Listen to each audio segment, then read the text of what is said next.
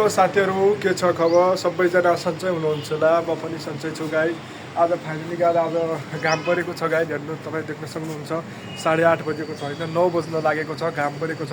म अहिले ठ्याक्कै बेङ्गलोरको जयनगर भन्ने ठाउँमा छु गाइज। अब तपाईँ देख्न सक्नुहुन्छ लास्टै घाम परेको छ। आज राम्रो छ, मौसम राम्रो भएको छ। अनि भर्खर म काममा जानको लागि उठेको होइन। अब हिजो अस्ति यो बाली किनेको होइन, यो बाली 20 रुपिसको बाली हो, राम्रो छ त बालेको होइन।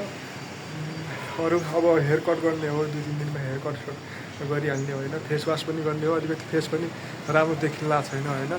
अब अरू गाइज, अरू सबै तपाईँहरू सन्चै हुनुहुन्छ होला होइन। बेङ्गलोरमा काम गर्न चाहिँ लास्टै मुस्किल भएको छ होइन। आजभोलि काम मिल्न गाह्रो भएको छ, त्यही भएर होइन गाइज म त यस्तै काममा परिएको छ होइन गाइज। अब के गर्ने, डिग्री सिग्रीले पनि केही काम गरिनँ होइन। त्यही भएर गाइज होइन, पढे लेखेर राम्रो मान्छे बन्नुहोस् होइन, आफ्नो घर सर चलाउनुहोस्, आफ्नो घरबार चलाउनुहोस्, सबै कुरा गर्नुहोस्। तर चाहिँ यहाँ इन्डिया आएर म काम गर्छु, यस्तो गर्छु उस्तो गर्छु भन्ने सपनाहरू छोडिदिनुहोस् होइन। अब यो भिडियो तपाईँको फोनमा आएको छ भने एउटा लाइक र एउटा सब्सक्राइब जरुर गरिदिनु होला। अर्को म दोस्रो भिडियोमा लिएर आउने नै छु। अर्को भिडियो लिएर आयो। यो नङ्गा आदमी इधर बैठा है, हिन्दीमा बात गर्नुपर्छ, के गर्ने अब गाइस। सबैजना सन्चै हुनुहुन्छ होला। ल ठिक छ, अहिले